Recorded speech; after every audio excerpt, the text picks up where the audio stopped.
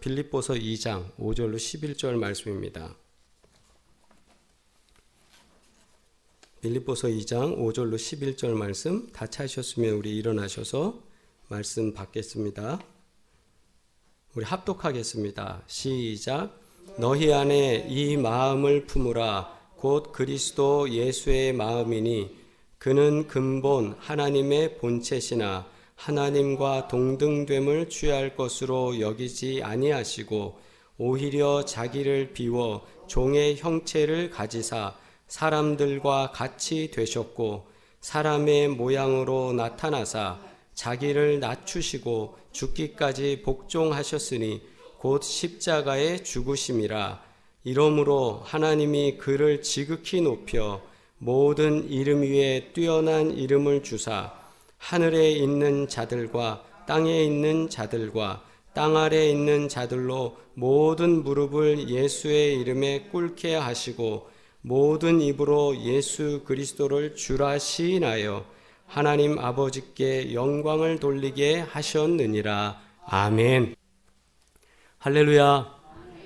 오늘도 주님께서 도우시는 귀한 은혜가 역사할 줄 믿습니다. 우리 서로 축복하며 말씀하겠습니다. 주께서 치유하십니다. 오늘은 왕국절이라고 해서요, 우리가 하나님께서 우리 가운데 통치자로 또한 왕으로서 우리와 함께 하심을 기념하는 그 주일입니다.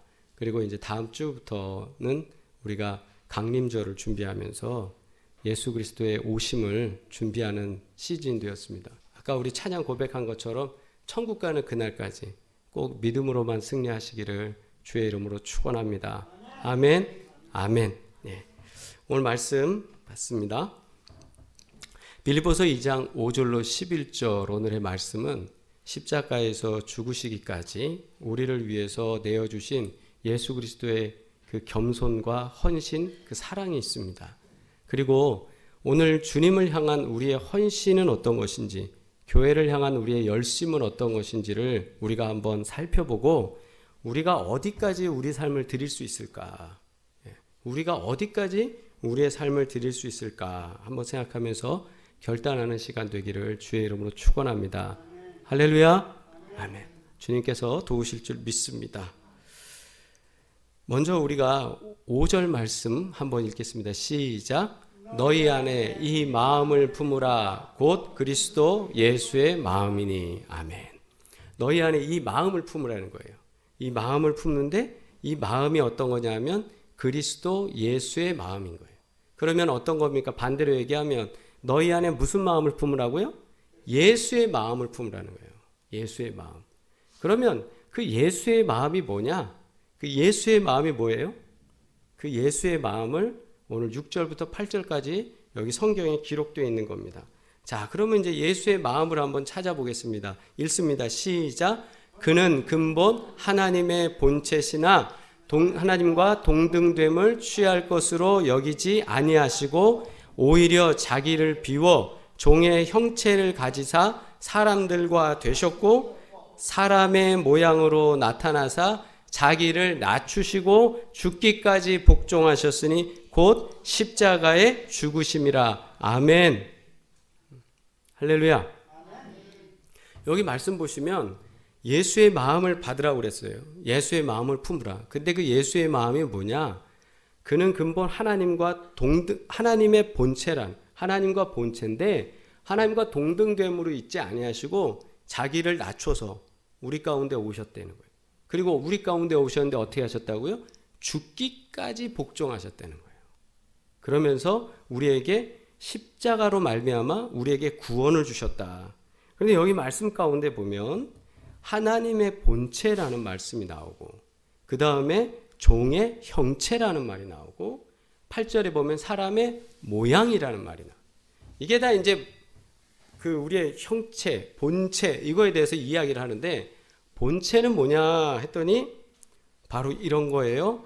본체라는 것은 모르페라는 말을 썼는데 그 하나님의 본질적인 성질, 성격, 하나님 자체를 말하는 거예요. 본체라는 것. 하나님 자체. 하나님이시에요. 하나님이신데 이 하나님의 성질과 성격을 갖고 있는 분이 누구라고요? 예수님이에요. 예수 그리스도가 하나님과 동일하신 분인데 이분이 종의 형체를 가지사, 종의 형체다 할 때 종의 형체는 하나님의 본체가 종의 형체 할 때 그 형체의 말도 모르페라고 해요. 똑같은 말이에요. 똑같은 말. 하나님의 본체, 사람의 형체. 똑같은 말이에요. 근데 사람의 형체라는 건 뭐냐? 종의 모양인데 이게 진짜 종으로서의 모양으로 딱 바뀌시는 거예요. 똑같은 분인데.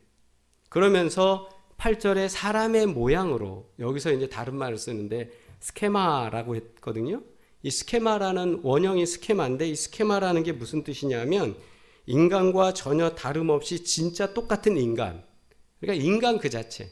사람들이 생각할 때는 이게 하나님이셨는데 인간으로 올 때 위장한 거 아니냐 이게 아니라 하나님이셨는데 동시에 진짜 참 인간으로서 주님이 우리 가운데 오셨다. 왜 오셨느냐? 오셔서 여기서 우리 같이 똑같이 슬픔도 경험하고 그리고 고통도 당하시고 십자가에서의 죽음도 인간으로서는 그것을 이길 수가 없잖아요. 그러니까 거기서 십자가에서도 죽으시는 거예요. 영주주의자들은 뭐라고 얘기했냐면 이단 중에 하나가 예수님이 그 십자가에서 3일 동안 죽은 척을 했다는 거예요. 죽은 척. 죽진 않았고 3일 동안 죽은 척을 딱 하고 있다가 깨어나셨다. 근데 그 사람들의 입장에서는 육신이라는 게 의미가 없다는 거였거든요. 근데 그렇지 않아요. 예수님은 분명히 죽으시는 거예요. 왜? 사람이니까. 예수님은 자기가 사랑하는 나사로가 죽었을 때 어떻게 했어요? 눈물을 흘리시잖아요. 동일한 마음으로 사신 거예요. 그래서 하나님의 본체시면서 종의 형체로 사람의 모양으로 계속 어떻게 하신 거예요? 예수님은 저 하늘의 권세를 가지고 계신 분이 자기를 계속 낮추시는 거예요. 여러분 이렇게 하기가 쉽습니까? 요즘 문화가 많이 바뀌었어요. 어떤 문화냐면 위아래에 대한 개념이 예전보다는 많이 사라졌습니다. 위아래에 대한 개념. 그래서 옛날에는 이게 딱 초등학생들끼리도 만나면 너 몇 학년이야? 이러면 끝나는 거예요. 그죠? 너 몇 학년이야 해서 얘가 나보다만 아래면 키가 작고 뭐 체구가 작든지 그 상관 안 해. 나 4학년인데 너 3학년이야? 이러면서 이제 딱 하는 게 우리 어린 애들도 가지고 있는 질서예요. 근데 요즘 그런 게 없어요. 군대에서도 서로 상호 존중한대잖아요. 군대도 나이는 어려도 계급이 또 높으면 그냥 계급이 깡패라고 그랬는데 지금 그렇지 않다는 거죠. 사회가 변화돼요. 그래서 지금은 우리 목회자 세계도 다른 교단하고 달리 감리교단에는 그 연급이라는 게 있잖아요. 그래서 준회원 해서 허입돼서 그 다음에 정회원 1년, 2년 그 연급이 굉장히 중요하거든요. 저희는 학번도 나중엔 연급에는 못 따라와요. 어찌됐든 그런데 요즘 이렇게 만나서 얘기 들어보면 이제는 그 연급도 예전만 하진 못해요. 예전만 하진 못해요. 전 서리 때는 서리가 어디 발바닥이 보이냐 막 뛰어다녔어요. 물 나르고 막 커피 타고 맨날 커피 탔어요. 요즘 그렇지 않아요. 서리도 앉아 있어요.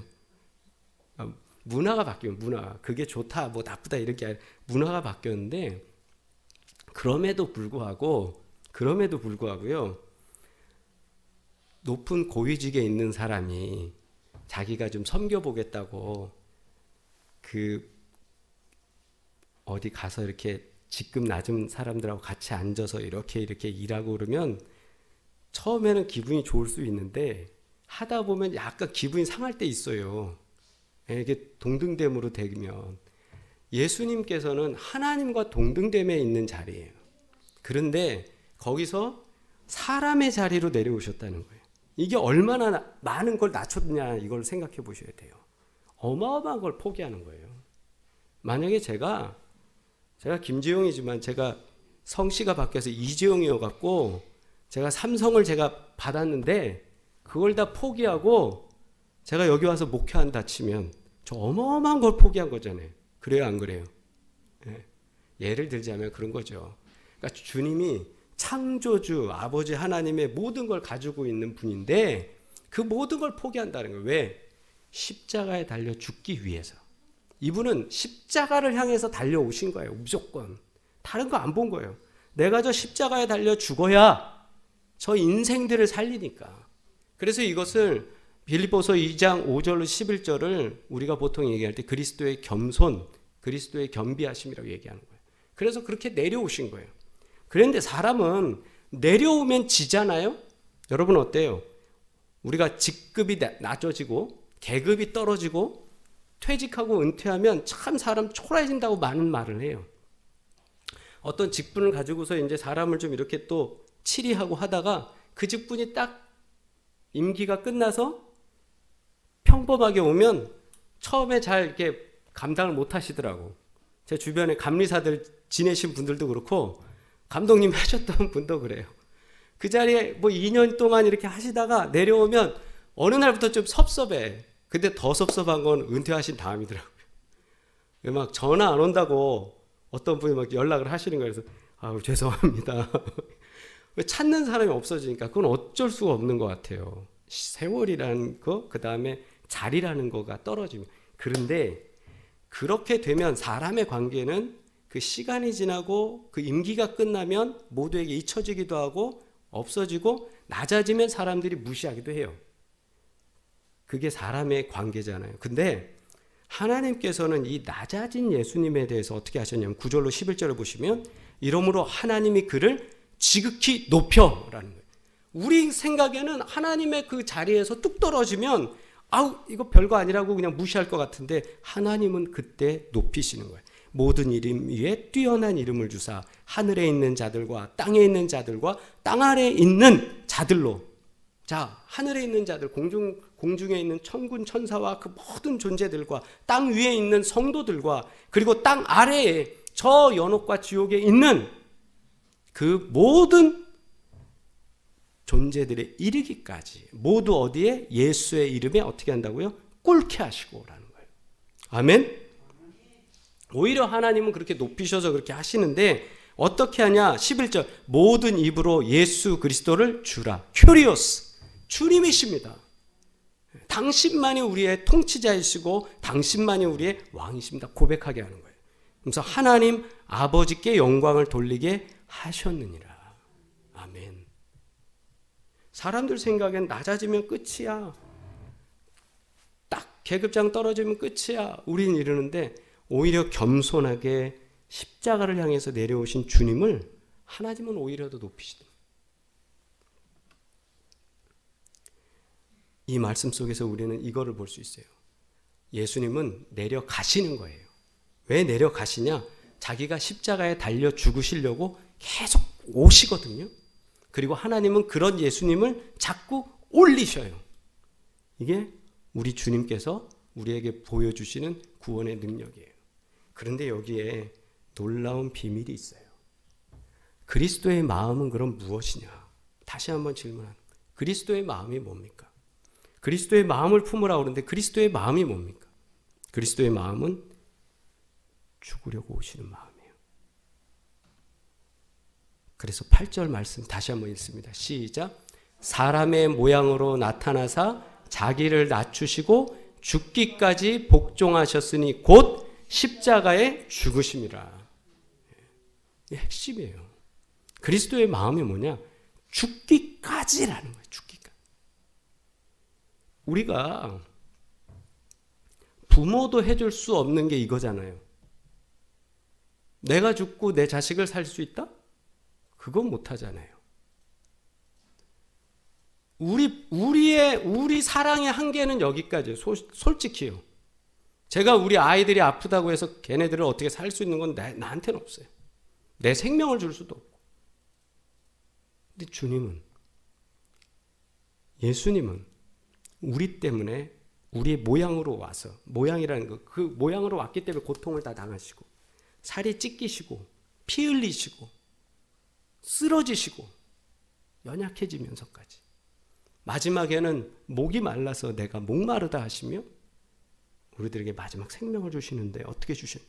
죽기까지 주셨어요. 우리 인생이란 관계를 맺어 나갈 때 그 사람과 나의 그 상호작용에 의해서 맺어 나갑니다. 그걸 카운터 파트너라는 말들을 하는데, 카운터라는 게 뭐냐면 우리 저기 마트 가면 카운터 있잖아요. 그 카운터라는 계산한다 이것도 있고 나의 반대편이라는 게 있어요. 즉 뭐냐면 국제 무대에서 무슨 육자 회담을 한다 이런 거 할 때, 육자 회담을 한다 그러면 우리나라에서 장관이 나가면 저쪽도 어느 급이 나오냐면 장관급이 나오는 거예요. 이런 걸 카운터 파트너라고 그래요. 이게 격에 맞게 하는 거예요. 만약에 근데 우리나라에서 남북 회담을 하는데 거기 장관급, 고위급 이렇게 할 때 우리나라에서는 통일부 장관이 나갔어요. 그런데 저기에는 장관이 아니라 무슨 어느 부서의 부장이 하나 왔어요. 그러면 우리나라를 무시하는 거예요. 이해되시죠? 그러니까 항상 외교라는 건 우리가 이만큼의 그 관료가 나가면 이쪽도 이만큼 관료가 나와서 서로 이게 하는 거를 카운터 파트너라고 그래요. 그리고 우리가 또 인생을 살면서 협상이나 이런 거 할 때도 그렇지만 가정에 대소사 있을 때도 어때요? 우리 집에서 누가 가야 되느냐라고 할 때, 누가 가야 되느냐 할 때도 결혼식이나 이런 자리에도 가정을 대표하는 분들이 가잖아요. 예. 남편 관계되면 남편 가족들 무슨 경조사에 꼭 남편 가족 가야 되잖아요. 그런 식으로 이 격에 맞게 하는데 또 거기에 아주 세부적인 거에 들어가면 또 뭐가 있습니까? 경조사 B라는 게 있잖아요. 여러분 축의금이나 또 조의금을 하실 때 어떻게 하세요? 그 관계의 형편에 맞게 하시죠? 막 돈 1,000만 원씩 들고 다니시는 분 계세요? 아니라고. 제가 결혼할 때도 보니까 이게 항상 그때까지 몰랐어요. 근데 이제 그거 해놓고 그걸 보잖아요. 봤더니 이제 쭉 나와요. 아, 이런 거구나. 그럼 그걸 보고 그 다음엔 오셨는지 안 오셨는지 오신 분에 대해서는 꼭 가야 되잖아요. 또 이게 우리 문화가 그렇잖아요. 근데 가는데 그때 그럼 얼마를 해요? 또 이거 보고 가는 거야. 이게 문화예요. 문화. 근데 저는 이제 그걸 잘 몰랐는데 제 친구가 그러는 거예요. 야, 너 거기 가야 되는데 어떻게 해야 되냐? 그래서 그러니까 어떻게 해야 되냐는 거는 구체적으로 말하면 얼마를 해야 되냐 이거예요. 글쎄 나는 그분 관계 잘 없는데 가기는 가야 되고, 그러니까 그 친구가 그럴 때는 얼마 하라는 거야. 아, 잘 몰랐는데 그건 그렇게 하는 거구나. 그런 게 있는 거예요. 이제 여러분 다 아시죠? 아시죠? 이제 한평생 살아오셨으니까. 저는 잘 몰랐어요. 처음엔. 그러다가 이제 그렇게 하면서 배웠는데 그 분과의 관계, 그 가족과의 관계, 그거에 따라서 경조사비도 이게 오르락내리락 하잖아요. 그런데 우리가 어떤 그 큰 수술을 해야 되는데 병원에 가요. 병원에 가는데 이제 금액을 딱 들고 거기서 얼마를 딱 가져오라고 해서 이게 금액을 들고 가서 병원비를 딱 내고 수술을 해야 되는데 거기 가서 우리가 선생님 저희 가정 형편이 여차저차하니 한 80%만 하고 20%는 깎아주세요 라고 하실 수 있어요? 물론 무슨 복지제도가 되고 무슨 형편이 된다면 또 그것도 되겠지만 말이 잘 안 되죠. 근데 의사 선생님이 쫙 들었어. 아 그래요, 알겠습니다. 제가 그러면 80% 알았습니다. 그 수술실에 들어갔네. 수술을 쫙 하고 있는데 사람 배도 열고 다 했는데 선생님이 나와. 가족이 물어요. 선생님 왜 나오세요? 80%만 했어요.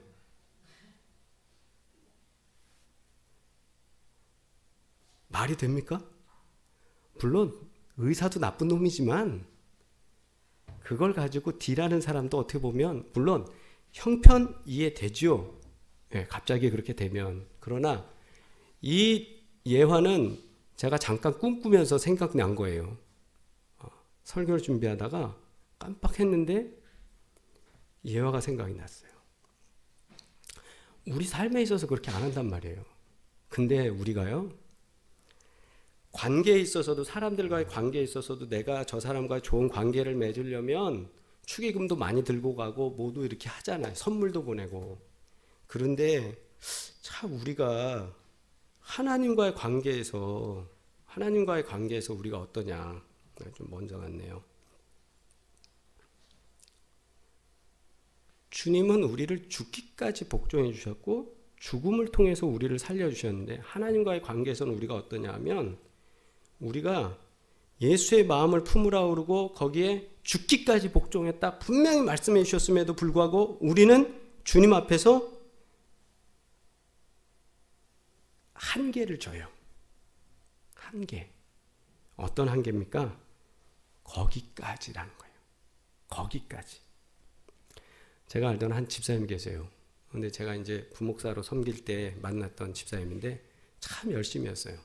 그 집사님이 막 열심히 하는데 제가 이제 사역을 나왔다가 그 다음에 뭔가를 좀 부탁할 일이 있었어요. 어떤 거냐면 또 아는 분이 뭐 이제 경제적으로 어려움을 당해서 직장 가서 좀 일을 해야 되는데 일자리를 좀 필요로 했어요. 그래서 그 집사님한테 전화를 했어요. 집사님 아무게 이렇게 해서 그분이 참 되게 어렵다. 근데 거기 무슨 허드렛 일이라도 뭐 할 만한 거 있냐?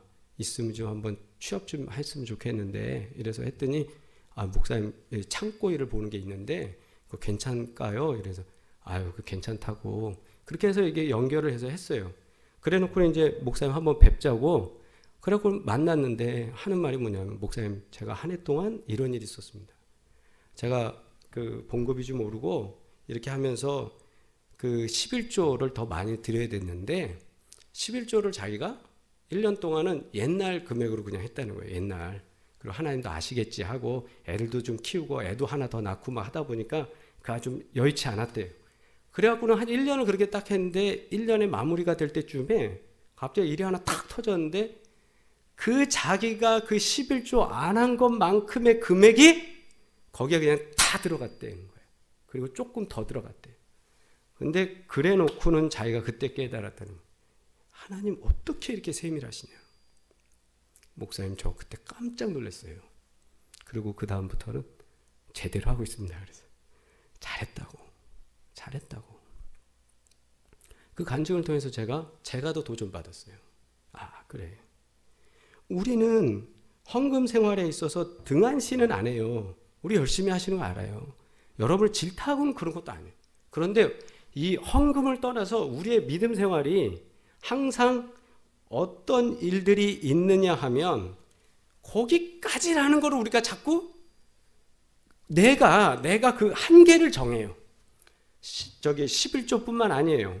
새벽기도, 철야기도, 또 교회 여성교회 가서 무슨 봉사해야 되고 뭐 해야 되고 다 한계를 정해요. 이유가 다 있어요. 그래서 제가 한번 생각해 봤어요. 사람들이 지식이 많아질수록 점점 얌체가 되는구나. 교회를 좀 알아갈수록 얌체가 돼요. 제일 처음에 막 저기 와서 등록하고 막 뜨거워지고 신앙에 체험하던 사람은 이런 말 안 해요. 근데 좀씩 얌체가 되고 또 깍쟁이가 돼요. 한번 서울 깍쟁이 그러던데 죄다 깍쟁이 같아. 하여튼 뭐만 하면 목사님 그거 안 될 것 같고 그리고 왜 이렇게 째째한지 모르겠어요. 난 그래 진짜 째째한 사람 싫어요. 그래서 제가 뭐 다른 게 없는지 몰라도 째째한 건 싫어요. 진짜 속 좁고 막 이런 거. 이해하고 배려하고 좀 넘겨야지. 그래갖고 목사가 뭐 한번 째려봤 내가 언제 째려봐야 눈이 아파서 그랬겠지. 저렇게 째려보는 눈은 아니잖아요. 근데 사람들이 그러니까 우리가 그럴 때가 생겨요. 그럴 때가 생겨요. 제가 엊그제 어떤 분하고 만나서 얘기하는데 되게 존경하고 사랑하던 어떤 분하고 자기랑 이렇게 틀어졌대요. 가만히 얘기 들어보니까 둘 다 그 이유를 몰라.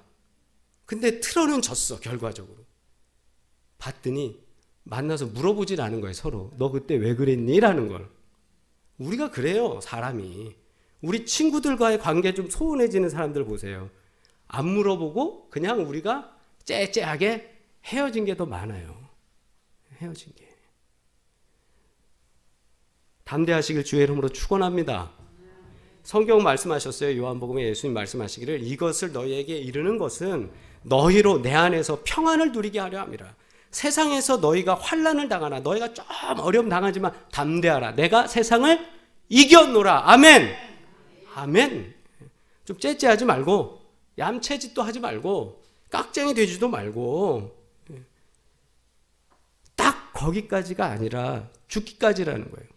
예수님이 거기서 딱 오셔서 활동하시다가 이제 6월절 마지막에 딱 6월절에 올 때 하나님께 딱 하나님 딱 여기까지. 그랬으면 우리 없어요. 우리가 천국 간다고요? 말도 없어요. 그런 말 언제 기록도 안 돼요. 방법이 없어요. 예수님 죽기까지 하신 거예요. 죽기까지.